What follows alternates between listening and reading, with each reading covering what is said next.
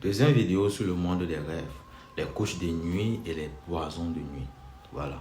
Quelles sont les significations, quelles sont les origines et quelles sont parfois même les conséquences dans notre vie. Donc je vous invite à vous abonner, liker la vidéo, partager et activer la cloche de notification.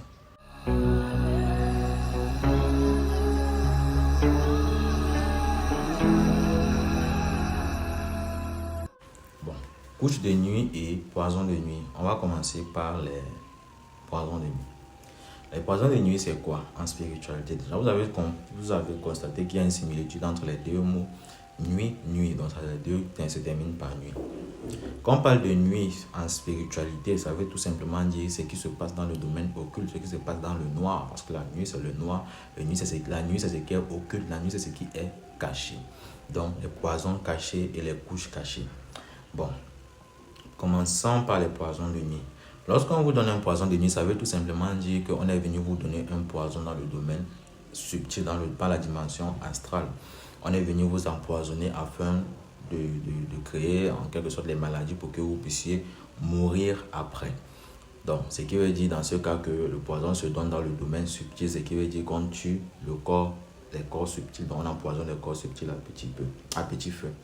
Tandis que les couches de nuit, c'est la même chose, sauf que là, on parle plutôt du rapport sexuel entre toi et une personne spirituelle ou un esprit dans le domaine spirituel, bien sûr. Sauf que là, le rapport n'est pas forcément que pour le plaisir sexuel, non.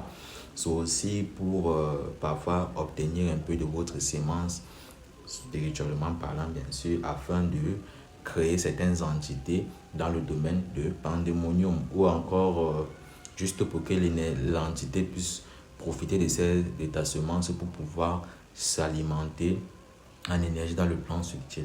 Il faut savoir qu'il y a deux grands carburants qui sont les plus utilisés dans le domaine spirituel, à savoir la sémence sexuelle, comme le sperme par exemple, et le sang, un peu comme le gasoil et l'essence. Donc, chacun a ses vertus, chacun a sa portée. Le plus puissant, c'est bel et bien le sang.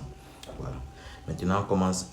Qu'est-ce qui cause les couches et les poisons de nuit? Donc, quelles sont les origines des couches et des poisons de nuit? Commençons par les poisons de nuit. Généralement, comme j'ai dit, c'est une personne qui ne parvient pas parfois à vous empoisonner physiquement, qui vient vous empoisonner dans les rêves. Les poisons de nuit sont toujours donnés par des êtres humains qui viennent par le biais astral vous donner cela. Ou du moins, ils peuvent commissionner une entité, mais c'est très rare. Commissionner une entité de vous empoisonner dans le domaine subtil. Mais le fait est qu'il y a toujours l'intervention humaine.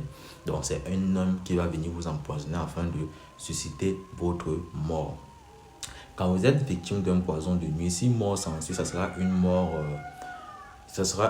qui est liée à la spiritualité, mais vous allez mourir réellement. C'est pas comme si on vous a vendu, parce que quand on veut vous vendre, on prépare plutôt votre corps sur le plan physique. Je pense que j'ai dit ça dans une de mes précédentes vidéos. On prépare votre corps avant, mais lorsqu'on vous donne un poison de nuit, c'est pour vous éliminer, c'est pour vous tuer. Donc si vous succombez à un poison de nuit, vous serez mort, on ne pourra plus rien faire pour vous. Maintenant, concernant les couches de nuit, un sorcier peut vous désirer, là je parle dans le cas où c'est juste pour le plaisir, un sorcier peut vous désirer. En journée, il se rend compte qu'il ne peut pas vous avoir. La nuit, il fait une sortie astrale, il vient, il couche avec vous. Pareil, il y a certains djinns, qu'on parle souvent des djinns amoureux, qui vous désirent et commencent à s'imposer dans votre vie et à avoir des rapports sexuels avec vous. Sauf que là, le djinn va avoir peut-être son plaisir, mais au-delà du plaisir, elle va aussi tirer des énergies dues au rapport sexuel qu'elle a eu et que votre corps a peut-être, les énergies que votre corps a eu à dégager pendant ces rapports sexuels-là. Bien sûr, qui sont dans le plan subtil. Quand elles prennent dans cette énergie, elles ont la capacité de s'alimenter, d'alimenter certains talismans, certaines reliques dans le domaine astral ou même de créer certains êtres dans le domaine là-bas de pandémonium.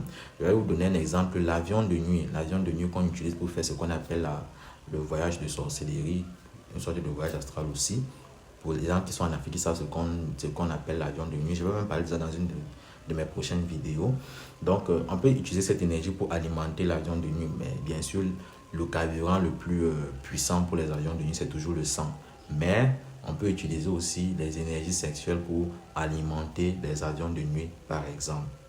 Donc, et aussi, même certains sorciers peuvent aussi venir coucher avec vous pour prendre certaines de vos sémences.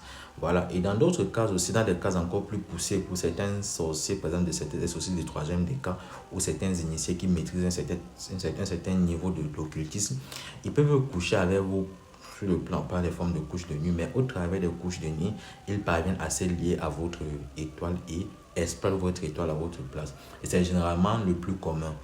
La plupart des cas des couches de nuit, c'est généralement dans la plupart des cas pour exploiter votre état. Là, c'est le cas où c'est quelqu'un qui le fait pour vous. Lorsqu'il fait donc cela, l'état, c'est comme votre lumière. Vous pouvez avoir une belle maison, mais si elle n'est pas éclairée, personne ne voudra y vivre. Si c'est que même si aujourd'hui on prend la ville de Paris, si elle n'est pas éclairée, si elle n'est pas lumineuse, si le soleil ne brille pas en journée, qu'il fait noir et il n'y a pas de lumière, personne ne va vouloir vivre à Paris. C'est comme ça, malgré la beauté de cette ville. Donc c'est comme ça, l'étoile est comme votre lumière. Lorsque vous n'avez pas votre lumière, vous perdez votre aura, vous perdez tout parce que rien ne va venir vers vous, rien de positif ne va venir vers vous, sauf tout ce qui est négatif. C'est aussi pareil, si Paris n'a pas de lumière, qu'elle est totalement dans le noir, ce ne sont que les malfrats, les trafiquants qui vont profiter de cela, tout ce qui est négatif. Donc c'est comme ça, c'est pour ça que lorsque vous êtes victime de couches de nuit, dans la plupart des cas, cela s'ensuit toujours par l'effondrement de votre vie sociale, économique, même parfois par l'effondrement de votre santé. Maintenant, est-ce qu'on peut se défaire de ces deux choses-là, couche de nuit et poison de nuit? Si on peut se défaire de cela, mais c'est souvent très délicat et très dur à le faire. Vous-même, vous ne pouvez pas le faire. Il y a des astuces, par exemple, juste pour se protéger. Si c'est au cas où la personne n'a pas encore établi un lien avec vous, vous prenez juste ce qu'on appelle les jujubes chefs. C'est souvent amer. Vous prenez 4 jujubes chefs, vous mettrez à chaque bout du lit. Donc, vous faites comme une sorte de carré protecteur. Ou bien, vous pouvez faire un cercle pour entourer votre lit avant de dormir.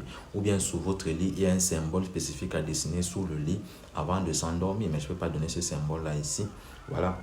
Je peux même vous le donner. Pourquoi pas? Je vais essayer de voir si je vais même vous le donner. Mais bref, il y a par exemple ça. Et ça, c'est peut-être pour protéger. Vous pouvez aussi prendre même un miroir. Vous mettez une pièce en cuivre dessus. Vous prenez un piment de Guinée. Vous posez sur la pièce en cuivre. Le miroir, il faudrait que le miroir, le côté qui reflète, regarde vers le ciel. Vous posez sur le côté qui reflète. Vous mettez la pièce en cuivre dessus. Vous mettez le piment de Guinée dessus. Vous parlez. Voilà, par exemple, une façon pour se protéger. Ça, c'est juste pour que ces entités-là, ou bien ces personnes ne puissent pas venir vers vous, ne puissent pas venir vous atteindre. Maintenant, c'est que la personne ou bien l'esprit a déjà établi un lien avec vous. C'est peut-être des djinns qui vont habiter en vous. Si c'est qu'ils habitent par exemple déjà en vous, dans le cas des esprits, ou bien c'est que la personne a déjà établi un certain lien spirituel avec vous, qu'elle a déjà fusionné spirituellement parlant avec vous.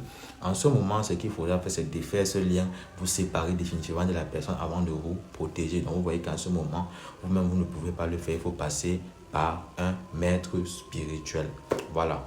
Donc, c'est de ça que je voulais vous parler. Merci d'avoir regardé la vidéo. Abonnez-vous, likez, partagez, activez la cloche de notification. L'araignée à vous, c'était Divan Ruiz.